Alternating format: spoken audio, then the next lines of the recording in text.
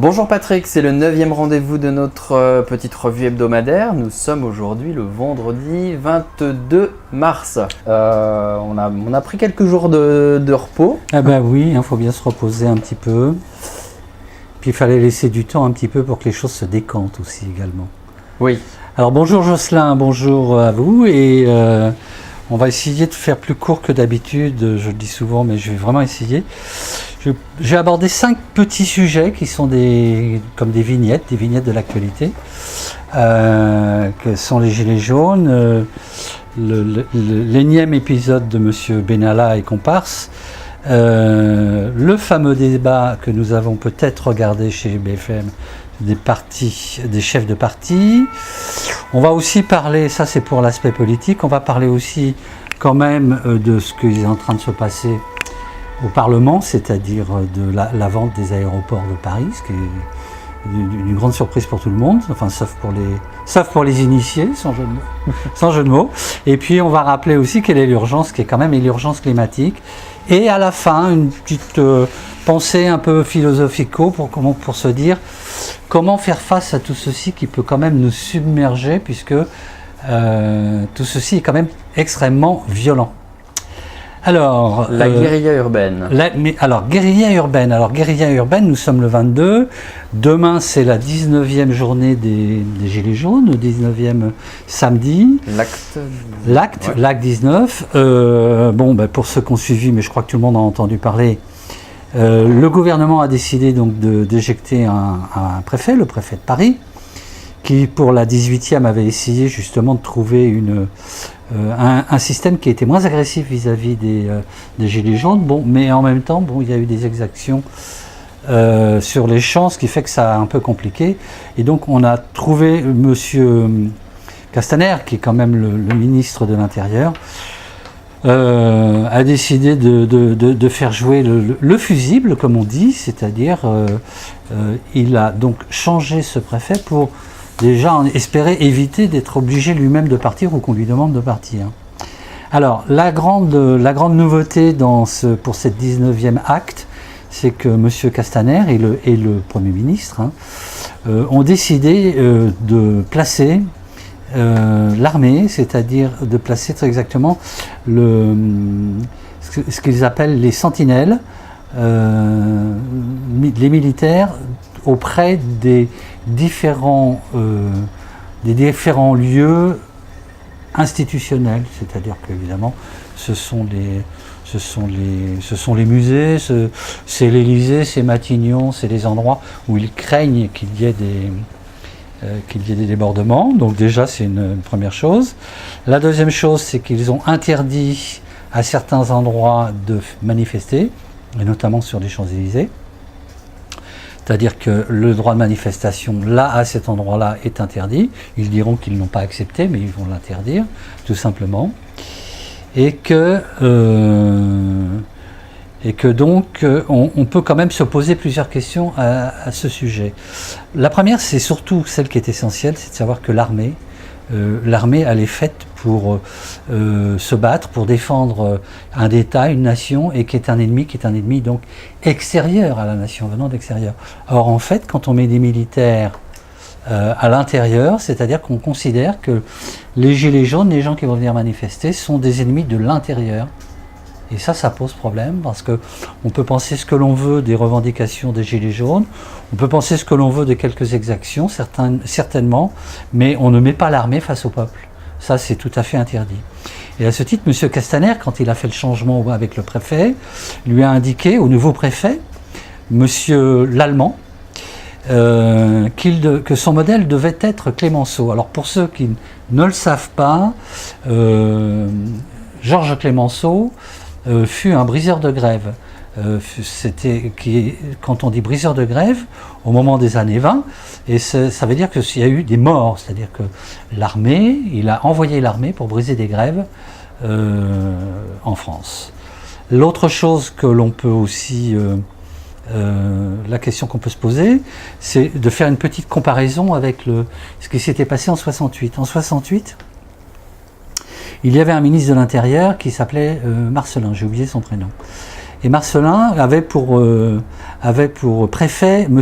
Papon, de sinistre mémoire, à Paris.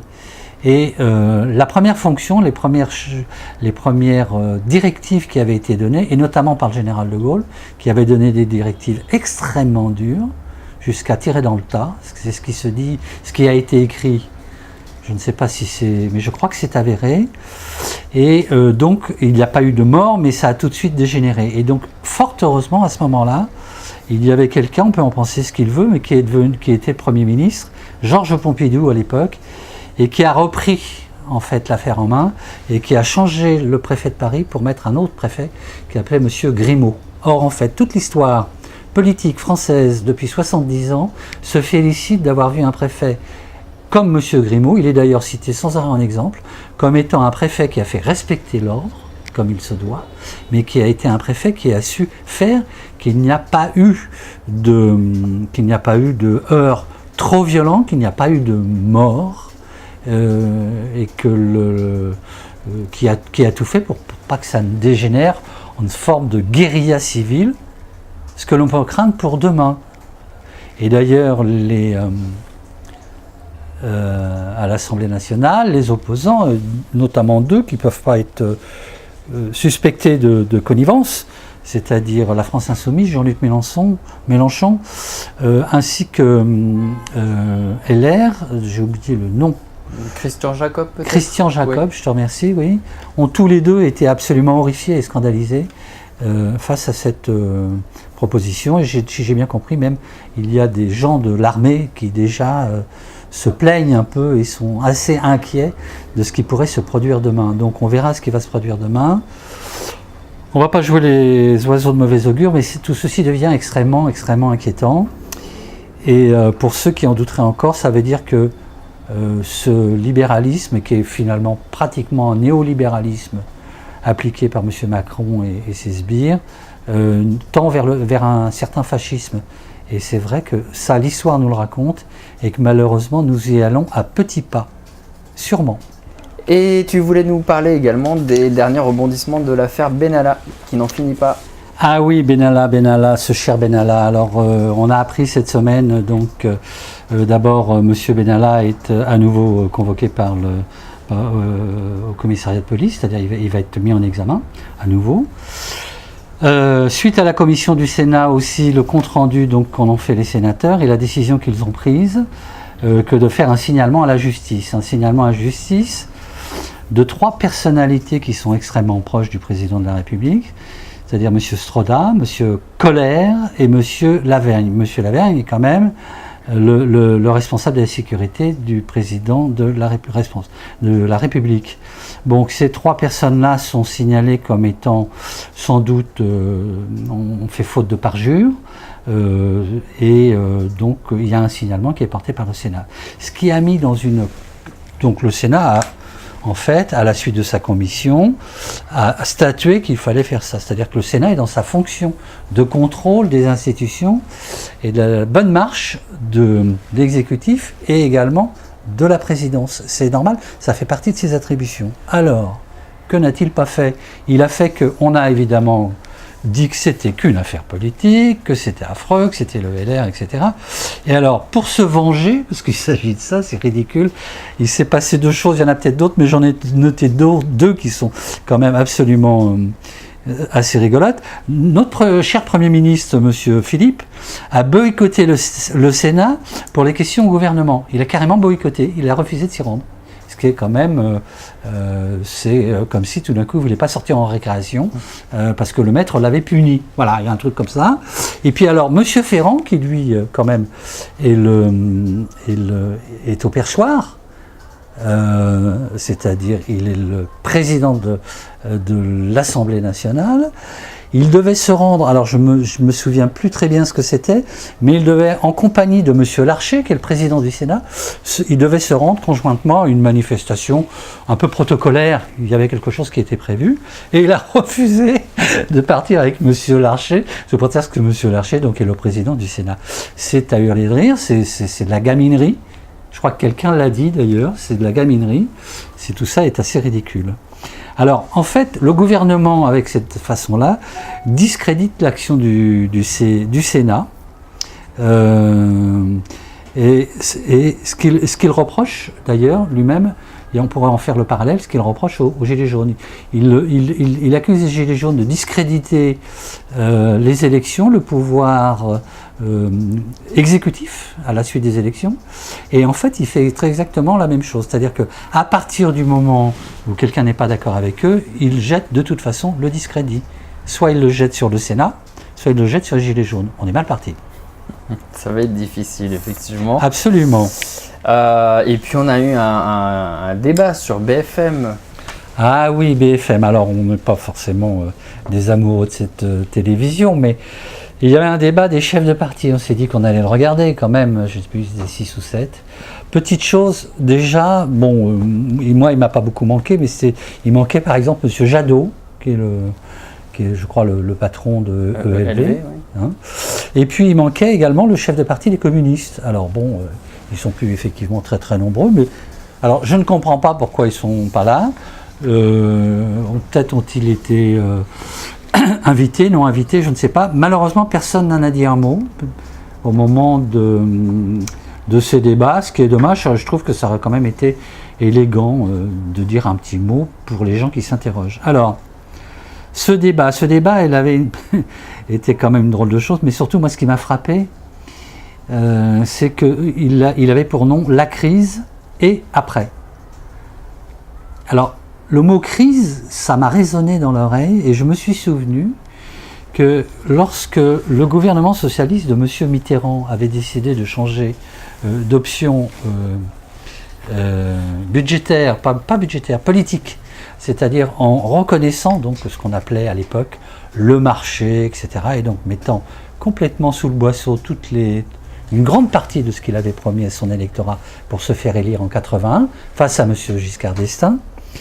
Donc ça s'est passé fin 82, et donc tout à fait début 83, je crois que c'était en février, à la télévision, il y avait une émission qui avait fait que la France entière avait regardé, qui s'appelait, je m'en souviens très très bien, ça s'appelait « Vive la crise ».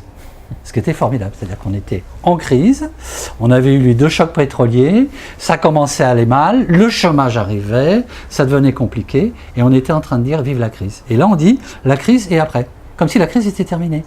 La crise n'est pas terminée. Nous sommes en plein dans cette crise. Nous sommes dans une espèce de chaos de la pensée, chaos libéral, etc. On ne sait pas ce que tout ceci va donner. Et donc, on donne déjà un titre comme si c'était entériné. C'est-à-dire qu'on est en train de le rapprocher avec ce fameux grand débat national, où donc là, on demandait donc à des politiques de donner, comme au grand débat, leurs propositions, comme si on ne les connaissait pas. Comme si on ne connaissait pas les propositions de M. Mélenchon, et même les autres.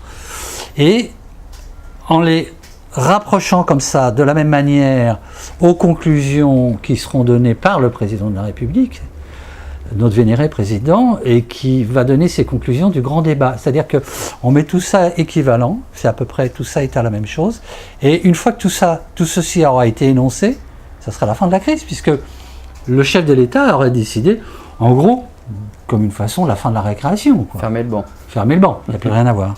Alors, on leur demande quand même ce qu'était... Alors, le dispositif était... Alors ça, c'est Jocelyn qui a trouvé cette idée, je trouve que c'est fort juste. Et on a regardé, c'est un espèce de décorum, comme ces jeux télévisés. Jocelyn disait maillon faible, d'autres ont dit...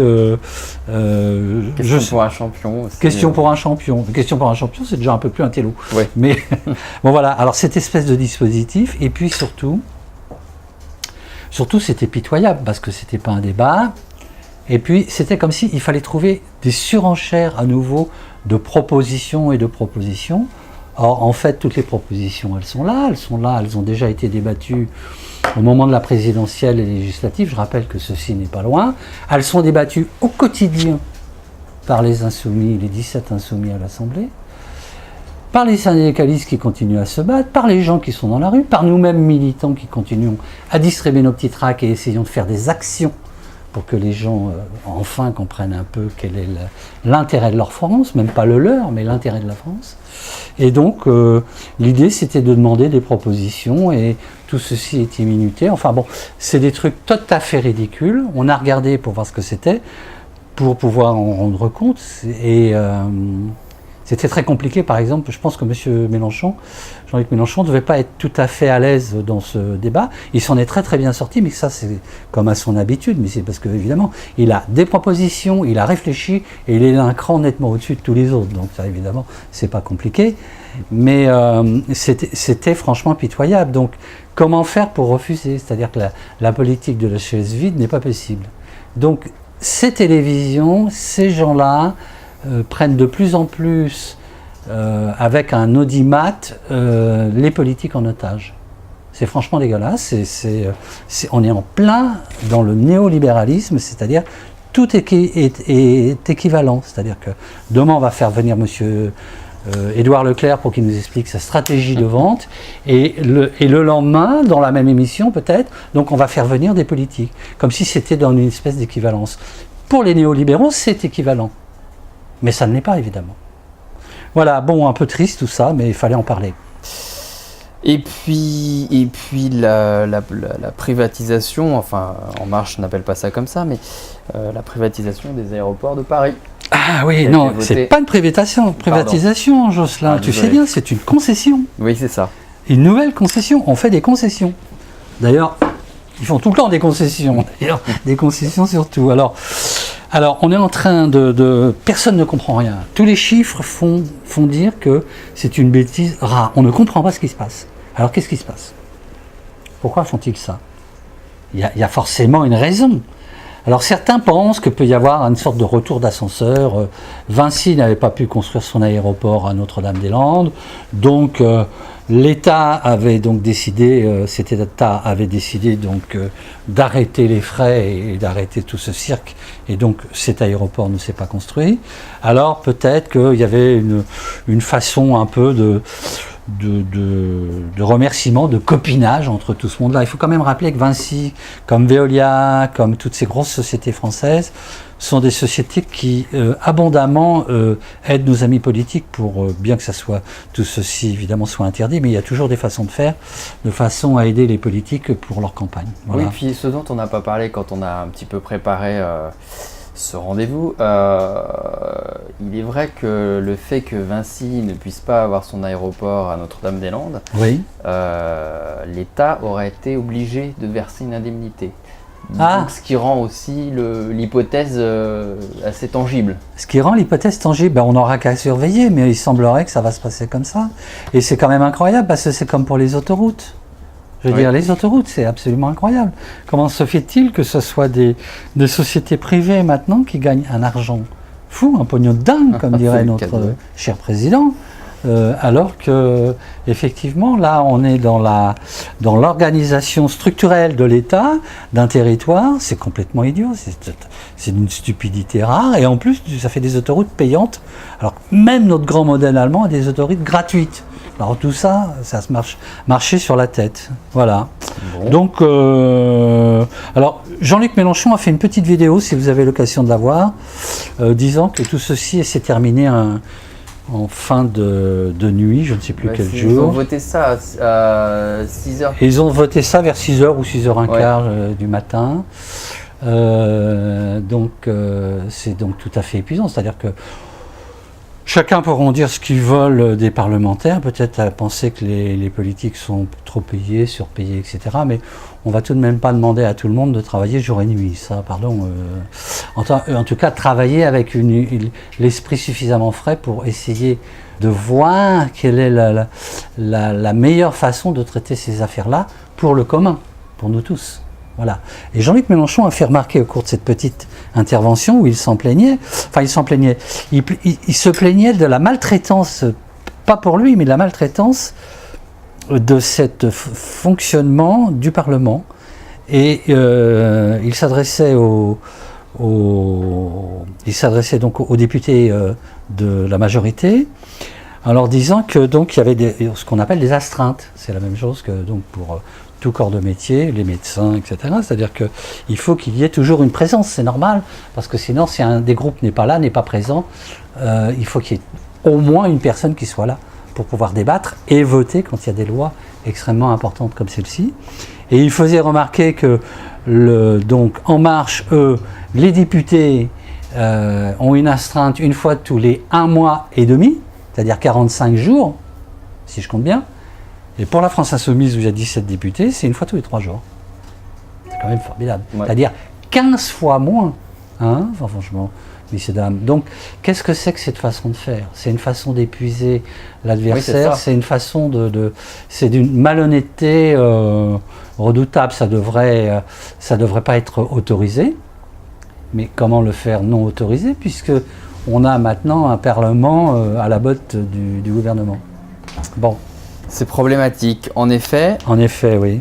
Ensuite, tu voulais nous parler de l'urgence climatique. En fait, je voulais parler de l'urgence climatique, c'est-à-dire qu'après avoir cité ces 4 petites notules, enfin, c'est pas un développement très important, mais donc quand même, donc les gilets jaunes, Benalla, le débat des partis, les ventes, les concessions qui se font comme ça, la braderie de ce qui appartient à l'État français. Tout ceci continue à se faire dans un espèce de brouhaha infernal avec des invectives de part et d'autre, enfin surtout toujours du même camp. Et on oublie juste un truc essentiel, mais alors qui est le point structurel le plus important qui existe, c'est l'urgence climatique. Et d'ailleurs, au moment du débat des partis, le seul truc qui a été intéressant, c'est lorsque Jean-Luc Mélenchon, dès qu'il a eu la parole, la première chose qu'il a dite, c'est effectivement, il a rappelé ça. Il a rappelé que le point essentiel était l'urgence climatique. Et que nous avions, donc suivant le dernier rapport du GIEC, nous avions 12 ans pour stopper cette évolution, pour essayer, bon, ça va aller jusqu'à 3 degrés d'écart, ça on le sait malheureusement, mais pour essayer que ça n'aille pas plus loin, que nous avons 12 ans. Il y a eu aussi un chiffrage. Par la France Insoumise, il s'agit donc du coup de faire une planification écologique qui remettrait en plus en action toute une dynamique en activité. Structurelle d'activité en France, en dehors de faire ce qui est obligatoire de faire, et que ça coûterait 170 milliards sur 12 ans. Bien. Et il a rappelé également la règle verte, et voilà, c'est tout ce que j'avais noté. Mais surtout, cette somme des 170 milliards, elle a été évidemment chiffrée, elle paraît tout à fait énorme et très très importante. Je rappelle que le budget de la France, c'est 1000 milliards, donc 170 milliards, et c'est sur 12 ans la proposition. Donc c'est quelque chose qui est de l'ordre du concevable, et que deuxièmement, à partir du moment où il y a de l'emploi, il y a évidemment des cotisations qui se remettent, etc. Donc tout ceci est juste un investissement sur l'avenir obligatoire et non pas une dépense. Je remets ce truc pour ceux qui en doutent, et encore ce truc-là. Et alors, à propos donc de l'urgence climatique, moi je vous recommande, il y avait eu une audition par le Sénat, toujours le Sénat, de quelqu'un qui s'appelle Valérie Masson-Delmotte. Valérie Masson-Delmotte, qui est la responsable numéro 2, je crois, au GIEC. Enfin, je ne sais plus très bien tout à fait son titre. Et elle a fait une audition, elle a été auditionnée sur l'urgence climatique le 18 octobre 2018, c'est pas très vieux, vous trouverez, c'est un petit... Enfin, il y a eu plusieurs auditions, mais notamment la sienne, et cette femme a un avantage, c'est que c'est une scientifique, elle est climatologue et autre chose que j'ai oublié, enfin, plusieurs casquettes, c'est une femme tout à fait compétente, et elle explique avec une grande rigueur, une grande facilité, j'ai tout compris. Non, mais vraiment, c'est quelqu'un d'extrêmement bien. On va essayer de retrouver. Si on veut essayer de trouver, oui, le lien, on l'a. On vous mettra le lien parce que franchement, ça vaut le coup d'y aller. C'est comme ça une petite leçon de choses, si j'ose dire, mais qui nous montre réellement quelle est c'est pas une femme politique, réellement quelle est cette urgence qu'il faut surtout prendre en compte. Peut-être que tu nous parlais de la règle verte tout à l'heure, peut-être que tu peux expliquer brièvement en quoi ça consiste pour ceux qui ne sauraient pas. Oui, un petit rappel, ça faisait partie du programme, c'est quelque chose que on mentionne assez souvent Jean-Luc Mélenchon et à l'Assemblée, dans des meetings et ailleurs. La règle verte, ça consiste tout simplement à ne pas prendre plus d'énergie et de richesse à la Terre qu'elle est capable de refaire elle-même, ou qu'on peut l'aider à refaire, c'est-à-dire qu'elle est capable de reconstituer elle-même, c'est-à-dire On va donc, ben voilà, ça veut dire ce qu'on va dire. C'est-à-dire, un exemple facilement compréhensible, c'est que il y a une trentaine d'années, il y avait eu une inquiétude forte au moment de la grande déforestation de l'Amazonie sur le fait qu'on déforestait beaucoup, y compris dans le monde. Et donc, il avait été proposé qu'il y ait un meilleur, ça existait déjà un peu, mais que ça devienne comme une règle.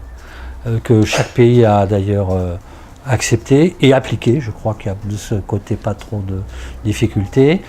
On a besoin d'arbres, on les coupe, etc. et on replante. Voilà, c'est-à-dire qu'on aide la nature à conserver le même potentiel de richesse et de richesse dont on a besoin. C'est-à-dire on ne pille pas la nature, on lui laisse le temps de se reconstituer.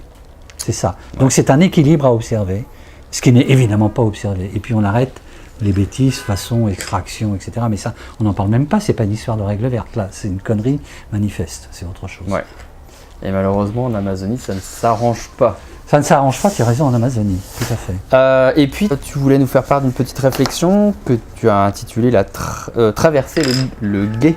Traverser le gué, oui, parce que j'ai l'impression que nous sommes, comme je l'ai un petit peu dit dans ces petits points d'actualité, nous sommes arrivés à un point où actuellement il y a une déferlante d'abord d'activités tout à fait néfastes, donc Parlement, etc. On a l'inquiétude effectivement que ça tourne mal avec les gilets jaunes. Il y a des gens qui sont dans la misère, il y a des gens qui sont dans la rue. Tout ceci se règle par l'invective. On a un gouvernement qui est de plus en plus bête et grossier, je dirais. Donc on est nous-mêmes pris dans nos lectures, dans ce que nous donnent les médias, audiovisuels, radio, presse écrite, pas tous, mais la grande part, les réseaux, tous ceux qui veulent s'intéresser comme nous aux politiques, c'est-à-dire à savoir ce qu'on peut faire pour le bien commun,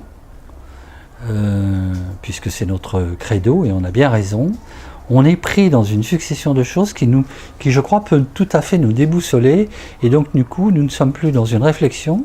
Nous ne prenons plus le temps de nous reposer et nous sommes simplement que dans la réaction. C'est-à-dire, on voit passer quelque chose qui nous paraît absolument désastreux, infernal, idiot, etc. Donc, on veut en avertir nos amis. Donc, on retweet, on met sur Facebook, etc. Et puis, on est devant une accumulation de choses qui, je crois, nous perturbent, nous peinent, puisque c'est d'une grande violence, tout ceci.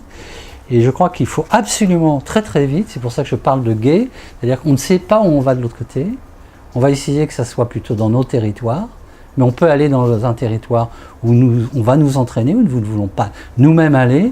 Et donc avant de traverser ce gué, refaisons un petit point sur nous-mêmes, une petite introspection, je dirais, sur ce qu'on appelle de recul, sur nos fondamentaux, sur ce que l'on souhaiterait, les gens qui peuvent nous aider, et surtout pour ceci de faire appel à différents penseurs critiques, des penseurs critiques qui sont de notre cause, qui défendent notre cause, qui travaillent avec nous et pour nous. Notre cause est celle du peuple. Alors, dans les plus anciens, on peut retrouver des gens comme Claude Lefort, Castoriadis, Deleuze, Bourdieu, etc. C'est loin d'être exhaustif. Mais surtout ceux qui apparaissent aujourd'hui dans ce chaos de parole et des sbroufs. Alors, ceux qui sont là tout à fait contemporains, qui sont dans quelque chose de contemporain. Et donc je vais vous en citer quelques-uns. Pour exemple, nous avons quelqu'un comme, vous le connaissez tous, je pense, ou en tout cas allez donc le voir et l'écouter. Frédéric Lordon, pour ses analyses sur la défaillance de l'Europe sociale et fiscale. C'est quelqu'un qui a fait un travail là-dessus, qui le fait et dans ses interviews, et dans ses colloques, et dans ses échanges. Quelqu'un qui s'appelle Bernard Friot. Alors lui, c'est pour sa pensée factuelle sur l'emploi et sa pertinence, et il étudie, il réfléchit à un revenu de base, etc. Tout ceci est à voir. Il a une pensée tout à fait intéressante. Juan Branco. Alors lui, c'est pour son éclairage sur cette oligarchie, celle des héritiers, qu'il connaît bien, puisqu'il a été au cœur de ce système, et donc cette oligarchie et sa captation du pouvoir. Il vient de sortir 2 livres d'ailleurs. Qui vient de sortir 2 livres, donc Crépuscule et Contre Macron. Et Contre Macron. Voilà.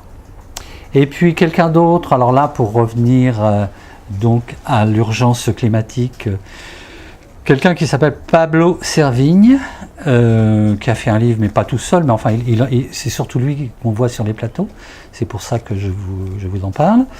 Avec ses livres, alors donc il y a plusieurs livres, mais notamment sur ce qu'il appelle l'effondrement, c'est-à-dire l'effondrement de cette société, et surtout quelle attitude solidaire, c'est ça la grande idée, quelle attitude solidaire il est nécessaire de prendre.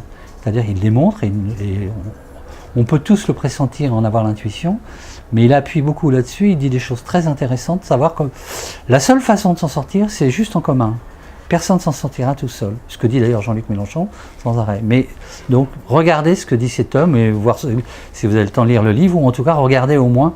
Tout ceci, vous trouvez ces gens-là facilement sur YouTube. Il y a des colloques, il y a des conférences, il y a tout ça. Et puis un plus ancien qu'on voit très peu, mais qui est quand même quelqu'un d'important pour nous, qui s'appelle Jacques Rancière, et qui considère que alors je vais vous citer une des phrases qu'il donne, qui est sans doute le point de vue de son travail, qui pourrait résumer, si on peut le dire ainsi, c'est « L'émancipation est à saisir comme l'affirmation d'un partage commun du monde ».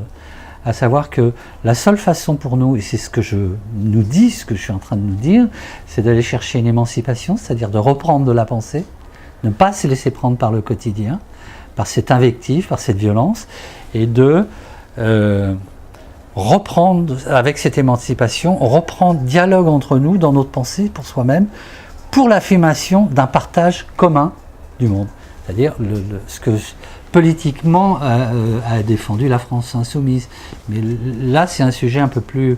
Il faut le penser, je dirais un petit peu plus, entre guillemets, intellectuellement que simplement... politiquement et avec des slogans.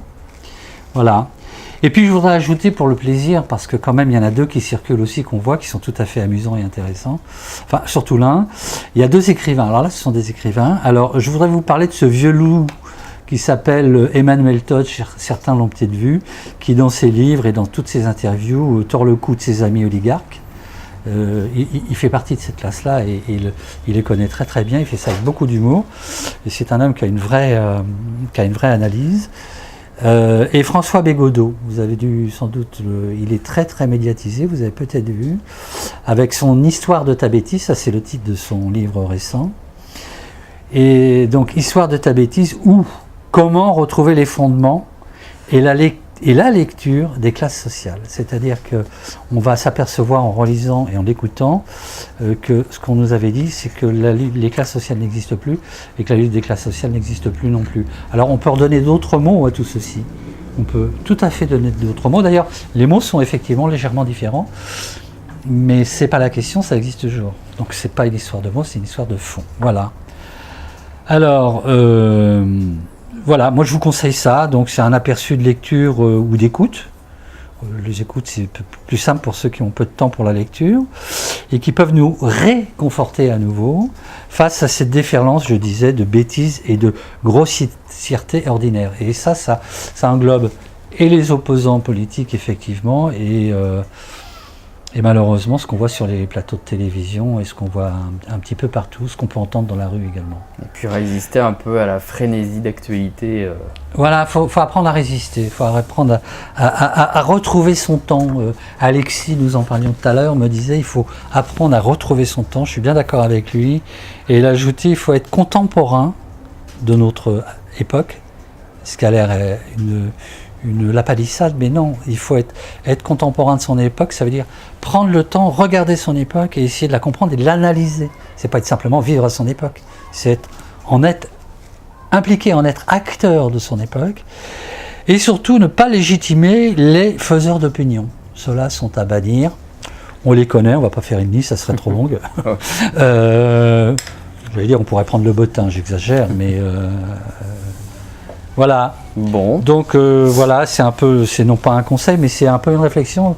Je dis ça parce que moi j'en éprouve le besoin et pour en avoir discuté autour de moi, je m'aperçois qu'on on est tous pris dans cette violence-là, comme ça, de choses qui nous arrivent.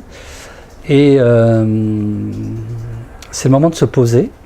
On continue à être militant, mais c'est le moment de se poser, de réfléchir à nouveau pour tout simplement reprendre des forces. Parce qu'on va traverser le gué, si ça se trouve, il est très profond. Reprenons notre souffle, il faut peut-être savoir nager.